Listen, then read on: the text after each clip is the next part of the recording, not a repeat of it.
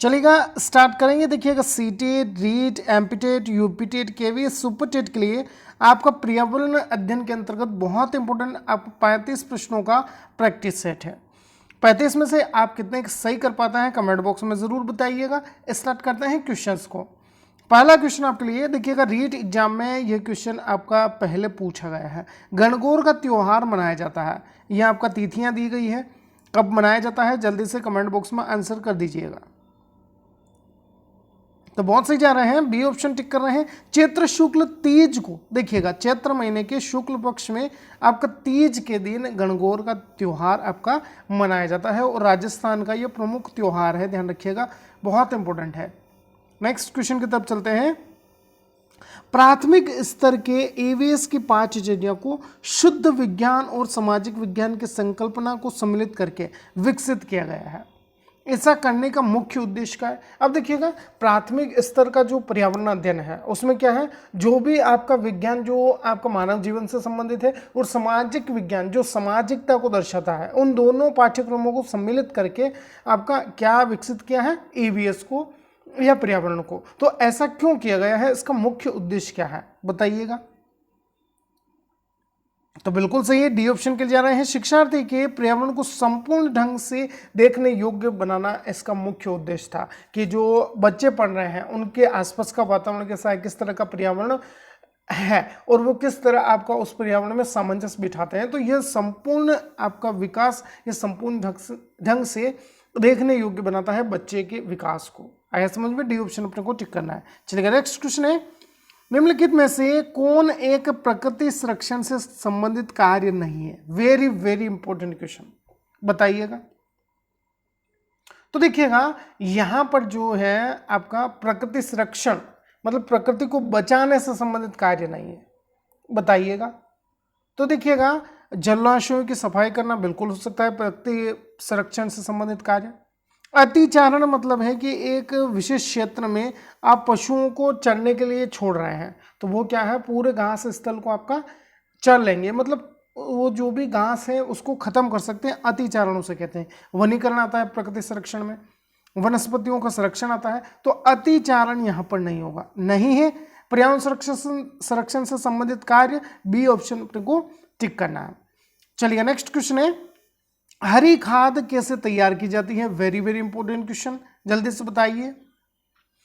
तो देखिएगा, हरी खाद जो है हम मूंग उड़द जैसी फसलों को उगाकर उन्हें जब आपका पूरा काट लेते हैं, उसके बाद जो भी आपका जो उनके पत्तियां वगैरह बचती है उनको सीधे आपका जुताई में जो है खेत के अंदर ही छोड़ दिया जाता है, वह आपका खाद के रूप में कार्य करती है। इसे ही हम क्या कहते हैं, हरी खाद कहते हैं। तो ध्यान रखिएगा, मूंग उड़द जैसी फसलों को उगाकर जो है हरी खाद को तैयार किया जाता है। 4 के लिए डी जाएंगे। चलिए नेक्स्ट क्वेश्चन है, खेलकूद के दौरान शारीरिक अंगों के सक्रिय रहने के कारण किसकी क्षमता बढ़ती है? बताइएगा। पढ़ने की क्षमता विकसित होगी, कार्य करने की, रोग प्रतिरोधक क्षमता, या इनमें से कोई नहीं, जल्दी से बताना है। यहाँ पर शारीरिक अंगों के सक्रिय रहने से, शारीरिक अंग बिल्कुल खेलकूद के समय यहाँ पर एक्टिव रहेंगे, तो आपका रोग प्रतिरोधक क्षमता जो है हमें विकसित होगी। सी ऑप्शन अपने को यहाँ पर टिक करना है। चलिए नेक्स्ट क्वेश्चन है, विद्यालय में यदि बच्चों की वाद विवाद प्रतियोगिता होने वाली है तो आप बच्चों को किस तरह से रेडी करेंगे, तैयार करेंगे, मतलब दिए गए ऑप्शंस में से बताइए। तो यहां पर देखिए, सबसे महत्वपूर्ण क्या है, भाषण के लिए कहां से सामग्री ले, मतलब भाषण आपका कौन से टॉपिक पर बच्चों को टॉपिक मिलेगा, तो कौन से टॉपिक पर आपका तैयार करना है और कहां से इसके लिए हम सामग्री जो बेस्ट है वो भाषण के लिए कहां से आपका लिखेंगे हम बच्चों के लिए सामग्री, वो कहां से लें, इसका मार्गदर्शन महत्वपूर्ण है, ताकि बच्चे का जो भाषण जो प्रतियोगिता है वो अच्छी हो, वाद विवाद आपका बच्चे जो है अच्छे से कर सके, जो भी उनको व्यक्तिगत आपका टॉपिक दिया जाए उसके ऊपर। चलेगा, बहुत अच्छी बात है, सी ऑप्शन टिक किया है। नेक्स्ट क्वेश्चन है, वाद विवाद निम्नलिखित समस्या के समाधान में न्यूनतम लाभप्रद है? बताइएगा। यहाँ पर वाद विवाद होता है तो वो समस्या के समाधान में किस तरह से हमें न्यूनतम मतलब कम लाभप्रद हो सकता है, बताइएगा। तो देखिएगा, इनमें देखिएगा केवल सटीक उत्तर हो यह आपका न्यूनतम लाभप्रद है, कि वाद विवाद में ऐसा नहीं है कि बिल्कुल एक सटीक उत्तर लिखा है आपने और जैसे ही टॉपिक आपको बच्चों को डिस्कस करने को मिलेगा वाद विवाद पर, तो वो जैसा हमने बोला है बच्चे से कि आपको इसी तरह से पूरा रट लेना है इसको, तो वह वाद विवाद के अंतर्गत नहीं आता है। मतलब कोई सटीक उत्तर नहीं होता है, कोई सीमा नहीं होती है यहाँ पर। इतना है समझ में, बहुत इंपॉर्टेंट, बी ऑप्शन टिक करिएगा। चलिएगा नेक्स्ट क्वेश्चन आपके लिए है, पर्यावरण की कक्षा में विद्यार्थियों में खोज से संबंधित दक्षताओं का विकास करने हेतु एक शिक्षक निम्न में से किसका चुनाव करेगा? बताइएगा, बहुत इंपॉर्टेंट क्वेश्चन। तो देखिएगा, सबसे महत्वपूर्ण दक्षताओं का विकास करना है। बच्चे जो भी आपको उनके स्किल्स है उनको डेवलप करना है, वो किस तरह से किसी भी कार्य में परिपूर्ण या परिपक्व होंगे, तो यहाँ पर ऐसी पाठ्य वस्तु जो विद्यार्थी के लिए महत्वपूर्ण हो वही आपका हमें चुननी होगी। इतना है समझ में, पहला ऑप्शन अपने को टिक करना है, बहुत इंपॉर्टेंट क्वेश्चन हो जाता है। देखिएगा, यहाँ कहा है कि खोज से संबंधित दक्षताओं का विकास करना है, तो दैनिक जीवन से जुड़ी समस्या नहीं होगी यहाँ पर। फिर कहा है कि निर्धारित समय में पूरा करना है पाठ्य वस्तु को, ये भी नहीं होगा। पाठ्य वस्तु जिसे अधिकांश विद्यार्थी पसंद करते हैं, ये भी आपको खोज को बढ़ावा नहीं देता है, ध्यान रखिएगा। इसलिए हम पहला ही ऑप्शन यहाँ पर टिक कर रहे हैं। चलिएगा नेक्स्ट क्वेश्चन है, निम्नलिखित में से कौन सा देश अम्लीय वर्षा से सर्वाधिक प्रभावित है? बताइएगा। तो बिल्कुल सही जवाब है नॉर्वे।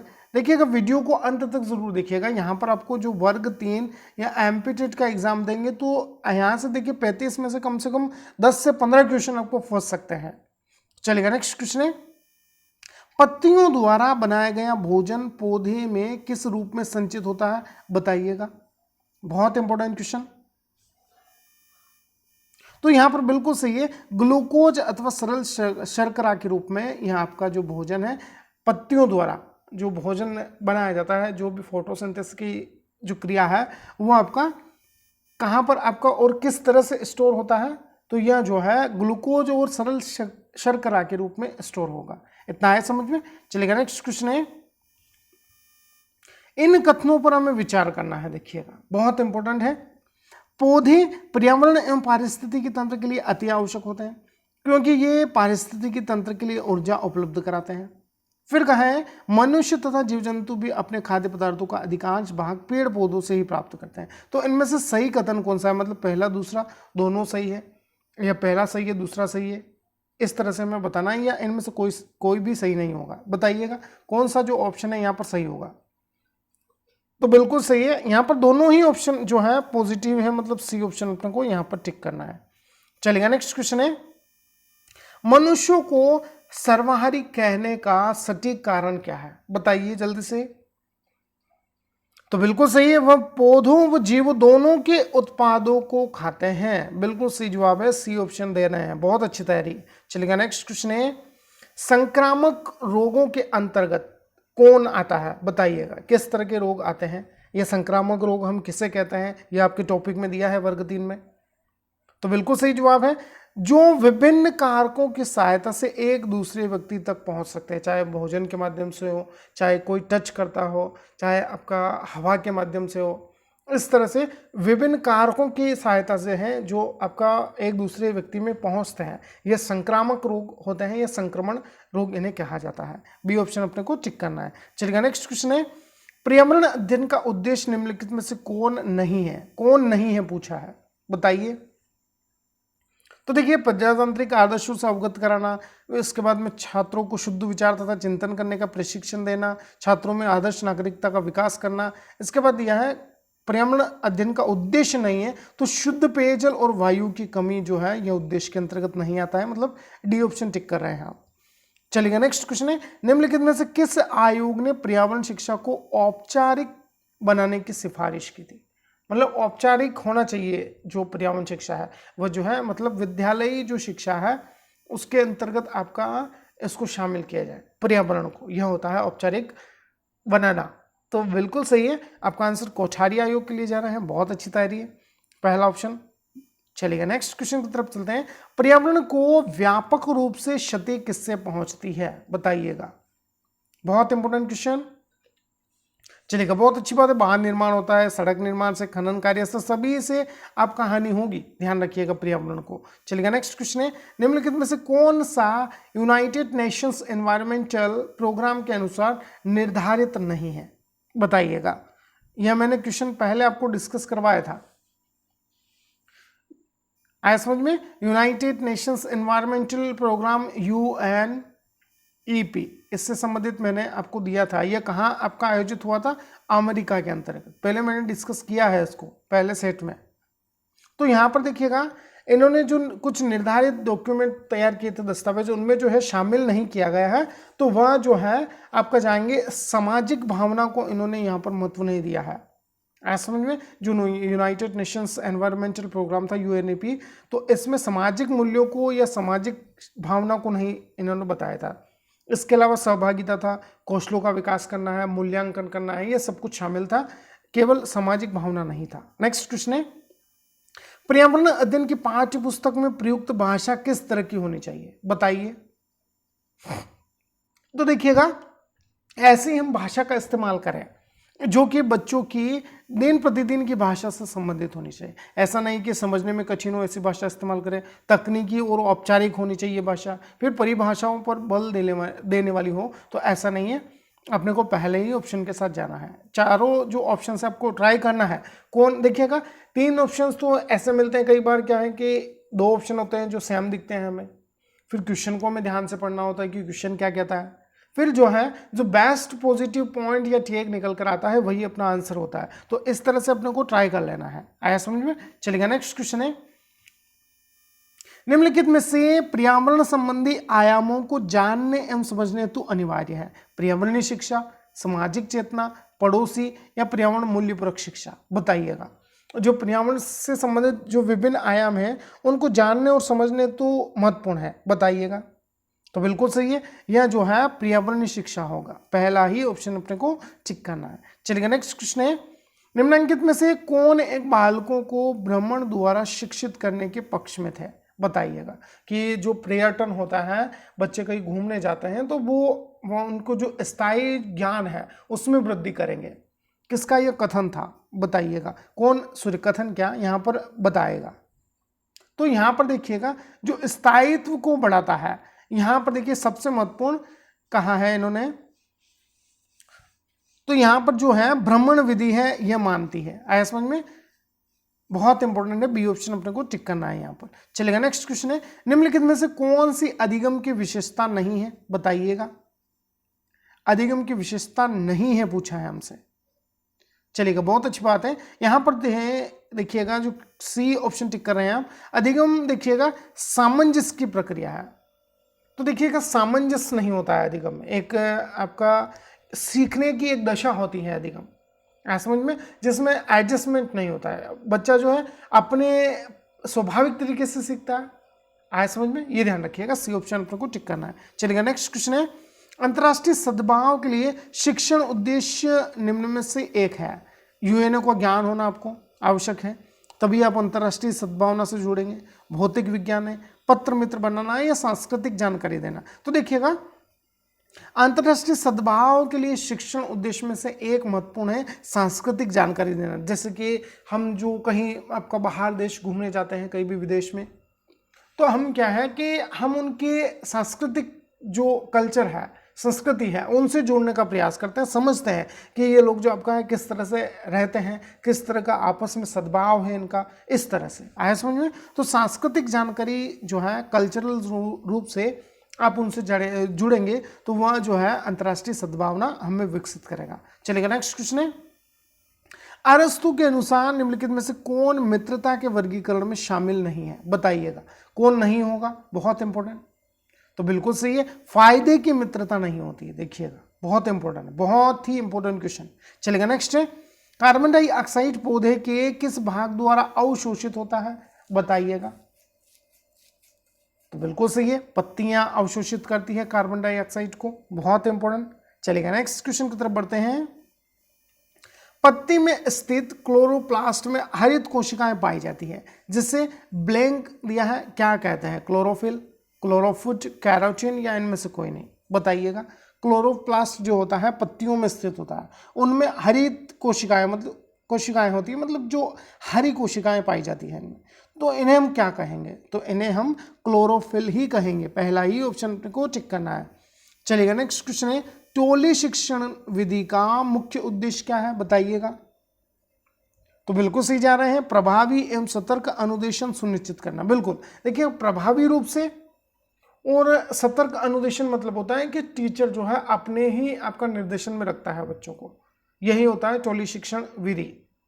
आया समझ में? जिसमें बच्चों का ग्रुप होता है, एक टोली होती है, उसमें बच्चे जो है शिक्षक के आपका निर्देशन या डायरेक्शन में काम करते हैं। चलिएगा, सी ऑप्शन टिक कर रहे हैं। नेक्स्ट क्वेश्चन है, ग्रैंड बैंक और डोगर बैंक क्षेत्र विश्व विख्यात है, सघन वन क्षेत्र के कारण जाने जाते हैं, बैंकिंग क्षेत्र में कार्य के लिए जाना जाते हैं, यूरेनियम के उत्पादन के लिए जाने जाते हैं, या मत्स्य उत्पादन के लिए। बताइएगा क्या सही आंसर होगा अपना।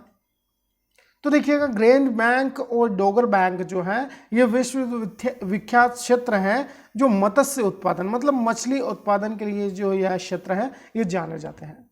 बैंक है इसलिए आप कंफ्यूज नहीं होइएगा कि बैंकिंग से संबंधित कार्य करते हैं, या आपका दो टाइप के बैंक है। यह आपका मछली उत्पादन के आपका कारण प्रसिद्ध है, ध्यान रखिएगा। चलिएगा, नेक्स्ट क्वेश्चन है, ब्लैंक दिया है के अलावा निम्नलिखित पर्यावरण अध्ययन पढ़ाने की विधियां हैं, बताइएगा। बहुत इंपॉर्टेंट क्वेश्चन। तो देखिएगा, व्याख्यानों द्वारा स्पष्ट करना, यह देखिए आपको पर्यावरण अध्ययन को पढ़ाने की विधि के अंतर्गत नहीं आता है। ऐसा समझ में, व्याख्यान जो है ये आपका विधि नहीं होगी पर्यावरण अध्ययन को पढ़ाने की। इसके अलावा सहयोगात्मक अधिगम मतलब एक दूसरे से सीखना, निर्देशित खोज, बिल्कुल टीचर जो हमें कहेगा कि ये आपको कार्य करके लाना है, कुछ नया टास्क होता है, समस्या समाधान भी होता है, लेकिन जो है व्याख्यानों द्वारा कुछ स्पष्ट करना जो है ये पर्यावरण अध्ययन को पढ़ाने की विधि नहीं होगी, ध्यान रखिएगा, बहुत इंपॉर्टेंट है। नेक्स्ट क्वेश्चन है, विलियन पांच की प्रायोगिक व्याख्या हेतु विलय के रूप में शिक्षक को कौन सा पदार्थ लेना चाहिए? सोडियम क्लोराइड, NaCl, यह नमक कहते हैं जिसे, नारियल का तेल, सामुद्रिक जीवों की विविधता, या एकता में शक्ति का पाठ पढ़ाएंगे, बताइएगा।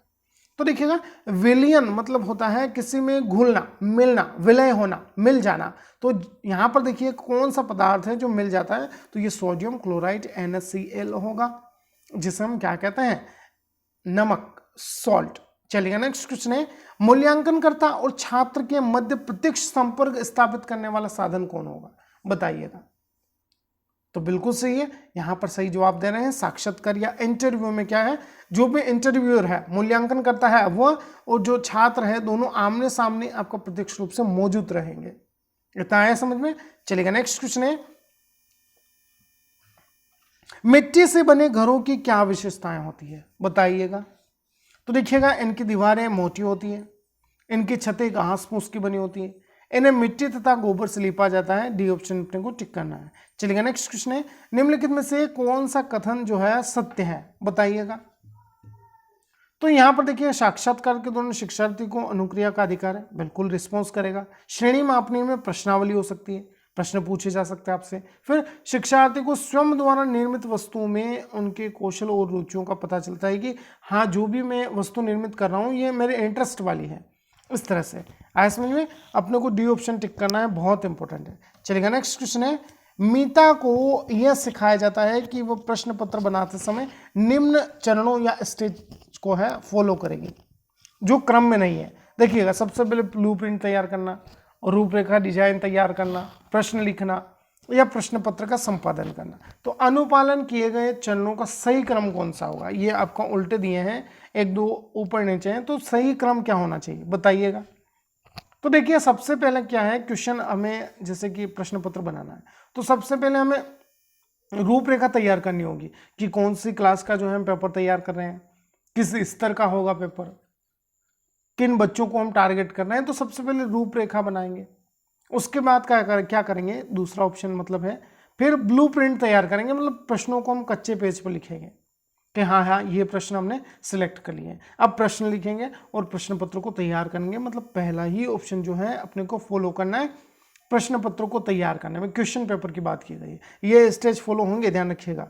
आया समझ में। सबसे पहले दूसरा ऑप्शन रूपरेखा बनाएंगे, फिर पहला ऑप्शन ब्लूप्रिंट तैयार करेंगे, कच्चे पेज पर प्रश्न लिखेंगे, फिर आता है प्रश्न लिखेंगे। आपका अब जो है प्रश्न पत्र तैयार कर रहे हैं हम, प्रश्न लिख रहे हैं, फिर प्रश्न पत्र का संपादन करेंगे, उनको प्रिंट करवाएंगे या प्रिंट आउट निकालेंगे, अगर टाइप कर रहे हैं या लिख रहे हैं तो उसका फोटोकॉपी करवा लेंगे और बच्चों में बांट देंगे, मतलब प्रश्न पत्र का संपादन यहाँ पर पूर्ण हुआ।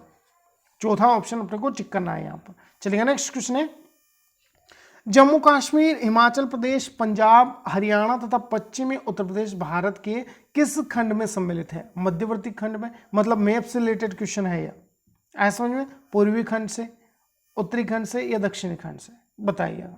तो देखिएगा ये सभी जो है क्षेत्र आपका उत्तरी खंड में पड़ते हैं, इतना आया समझ में, बहुत इंपोर्टेंट है क्वेश्चन ये।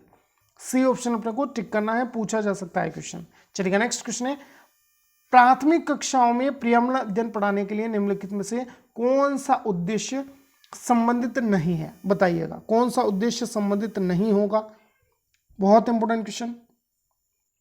तो देखिए भौतिक और सामाजिक परिवेश के प्रति संवेदनशीलता विकसित करना बिल्कुल हो सकता है, विज्ञान के आधारभूत प्रत्ययों और सिद्धांतों को रटकर याद कर लेना, पर्यावरण को खोजने के अवसर प्रदान करना, या अवलोकन, मापन, भविष्य कथन और वर्गीकरण जैसे कौशल विकसित करना। तो देखिएगा रटकर याद करने को यहाँ पर प्राथमिक कक्षाओं में पर्यावरण अध्ययन पढ़ाने के लिए आपका उद्देश्य के अंतर्गत शामिल नहीं करेंगे, मतलब बच्चे को रटने के लिए हम प्रेरित नहीं कर सकते हैं। अपना यहाँ पर कौन सा ऑप्शन सही हुआ? B option. ये आपका 35 प्रश्न थे, आई होप आपने समझे होंगे। यहाँ पर जो है मैंने आंसर की भी दे दी है, पीडीएफ लेना चाहते हैं या तो टेलीग्राम चैनल को ज्वाइन करिए, टेलीग्राम चैनल का लिंक डिस्क्रिप्शन में है। चलेगा, मिलते हैं एक नए अपडेट के साथ। चैनल पर नए हैं तो चैनल को सब्सक्राइब करिएगा। धन्यवाद।